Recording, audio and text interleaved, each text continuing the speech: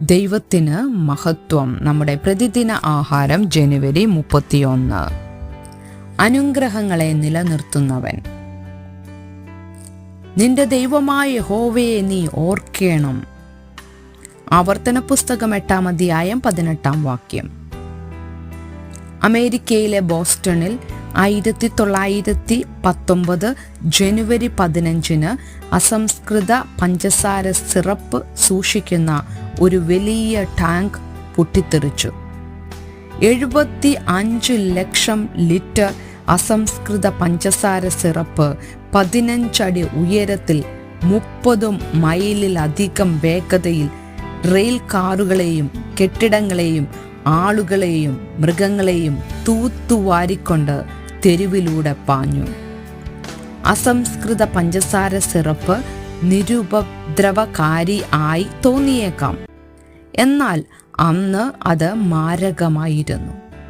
150 അതിലധികമോ പേർക്ക് പരിക്കേറ്റു. 21 പേർക്ക് ജീവൻ നഷ്ടപ്പെട്ടു. ചിലപ്പോൾ അസംസ്കൃത പഞ്ചസാര സിറപ്പ് പോലെയുള്ള നല്ല കാര്യങ്ങൾ പോലും അപ്രതീക്ഷിതമായി നമ്മെ കീഴടക്കിയേക്കാം. ദൈവം വാഗ്ദത്തം ചെയ്ത ദേശത്ത് ഇസ്രായേലിയർ പ്രവേശിക്കുന്നതിനു മുമ്പ് തങ്ങൾക്ക് ലഭിക്കുന്ന നല്ല വസ്തുക്കളുടെ പുകഴ്ച എടുക്കാതിരിക്കാൻ ശ്രദ്ധിക്കണമെന്ന് മോശ ജനങ്ങൾക്ക് മുന്നറിയിപ്പ് നൽകി.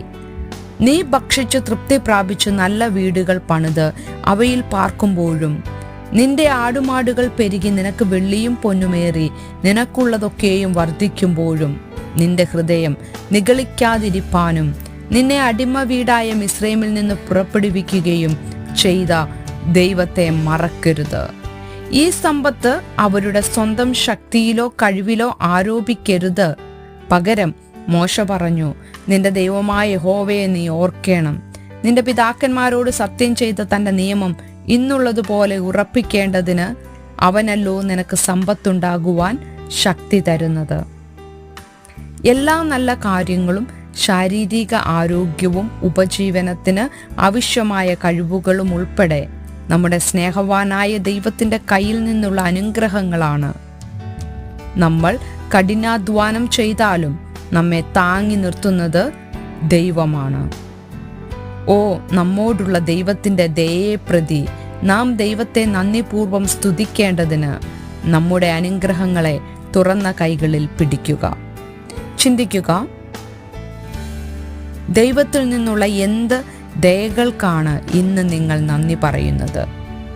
നിങ്ങൾക്ക് ലഭിച്ച ഒരനുഗ്രഹത്താൽ ഇന്ന് നിങ്ങൾക്ക് ആരെയാണ് സഹായിക്കാൻ കഴിയുന്നത്? ദൈവത്തിന് മഹത്വം.